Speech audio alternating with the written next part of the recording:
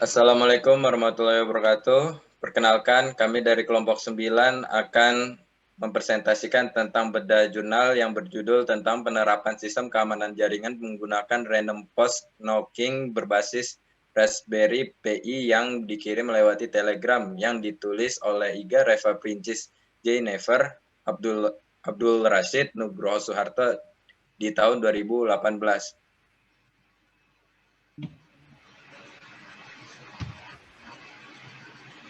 Ya, kami beranggotakan 5 orang, yaitu yang pertama ada Ahmad Andrian, Dimas Nur Hilman, Dwi Aji Pangestu, dan saya Raffiananto Suryawardani. Selanjutnya ada Sulistyo.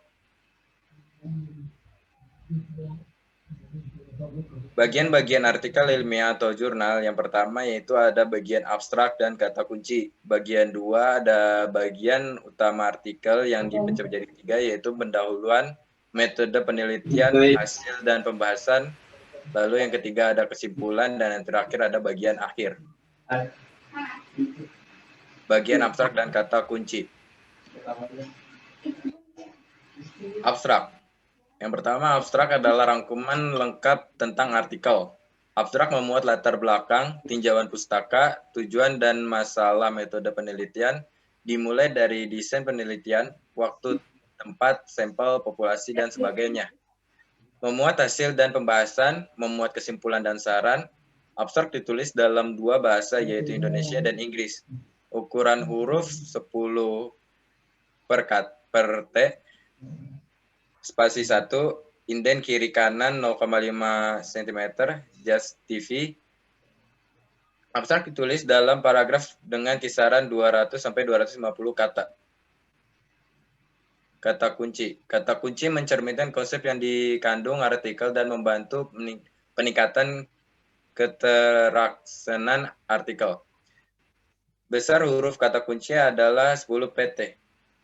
Cetak miring, huruf kecil, 3-5 kata, menggunakan kata sesuai thesaurus bidang ilmu dan ditulis 1 baris. Abstrak dari jurnal yang diangkat. Pada bagian abstrak hanya terdapat latar belakang dan hasil penelitian. Sebagai laporan penelitian abstrak seharusnya berisi minimal 4 hal, yaitu yang pertama ada tujuan, metode penelitian, hasil penelitian, kesimpulan. Kata kunci sudah sesuai dengan format yang telah ditentukan. Bagian utama.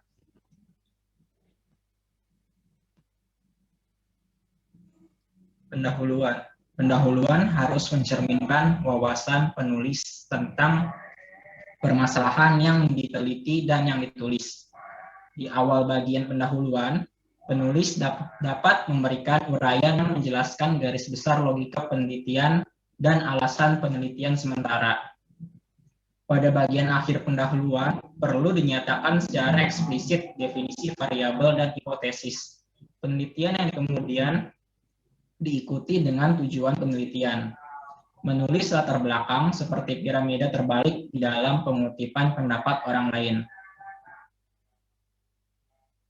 Dalam artikel ilmiah, latar belakang dan kajian pustaka diuraikan dalam satu bagian.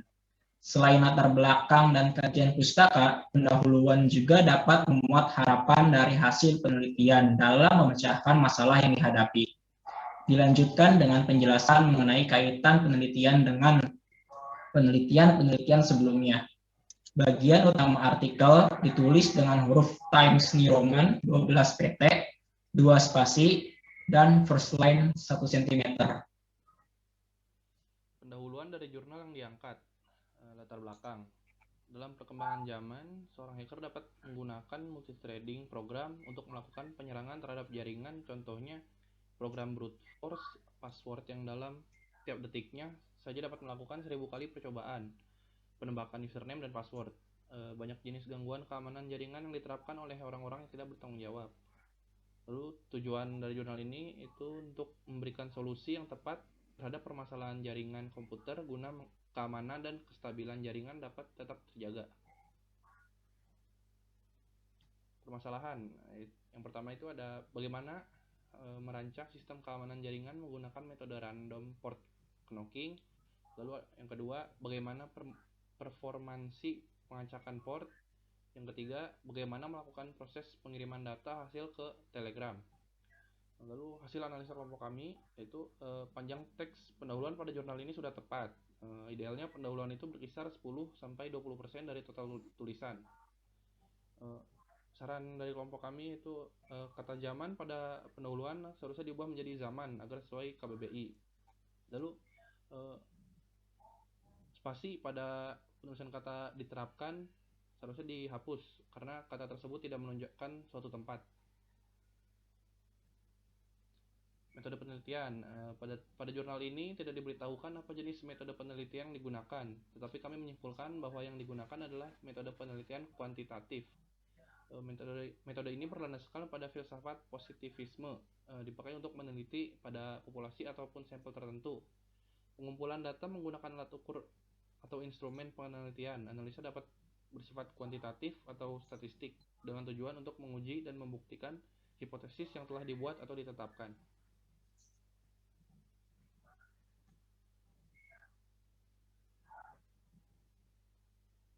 Ya, hasil dan pembahasan. Hasil penelitian diarahkan untuk menjawab tujuan penelitian, sehingga nilai-nilai statistik yang diungkap dalam hasil penelitian diarahkan untuk menjawab tujuan penelitian dan sesuai dengan kuantitas dari tujuan penelitian.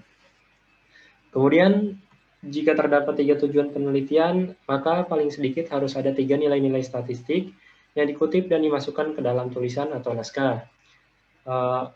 Lalu hasil statistik yang ditujukan bukan untuk mencapai tujuan penelitian juga dapat diungkapkan apabila hasil statistik itu memperkuat analisis. Hasil dan pembahasan dari jurnal yang diangkat, di mana hasil dan pembahasan penelitian menjawab tujuan penelitian, dan di mana hasilnya yaitu menunjukkan bahwa metode random port knocking ini bekerja dengan baik, sebab pergantian port terjadi ketika login gagal sebanyak 3 kali atau kurang dari 3 kali. Lalu pembahasan yang terdapat dalam jurnal telah dibandingkan dengan teori yang dikemukakan. Lalu masuk ke bagian kesimpulan. Di bagian ini membahas tentang kesimpulan yang diperoleh, dan kesimpulan ini difokuskan atau disesuaikan dengan tujuan penelitiannya. Paling tidak, secara implisit, kesimpulan yang disampaikan sesuai dengan rumusan tujuan penelitian. Untuk saran yang disampaikan, harusnya didasarkan atas analisis yang dibuat pada bagian pembahasan, dan tidak membuat saran yang hanya didasarkan atas apa yang ada dalam logika pikiran.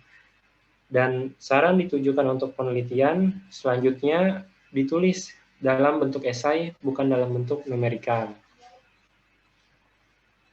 Kesimpulan dari jurnal yang diangkat.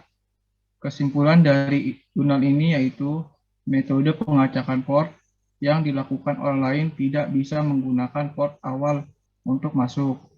Metode random port knocking ini bekerja dengan baik, sebab pergantian port terjadi ketika login gagal lebih dari 3 kali.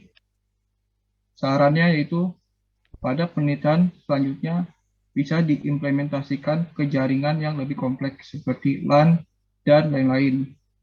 Dan random port knocking ini dapat diintegrasikan dengan beberapa metode pengamanan jaringan.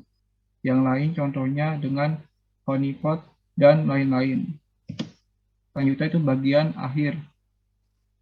Bagian akhir naskah berupa referensi, daftar pusaka atau sumber bacaan yang digunakan. Kemudian beberapa hal yang perlu diperhatikan dalam menulis referensi yaitu semua acuan di dalam jurnal harus dimasukkan ke dalam referensi dan semua referensi harus diacu dalam teks. Selanjutnya, referensi yang baik adalah 80% merupakan acuan primer atau artikel dalam jurnal dengan masa terbitan 10 tahun terakhir. Selanjutnya yaitu daftar pusaka dari jurnal yang diangkat. Referensi sesuai dengan kaidah yang telah ditentukan yaitu memuat semua acuan di dalam jurnal. Kemudian tahun acuan belum sesuai karena masih ada sumber referensi yang melebihi 10 tahun terakhir.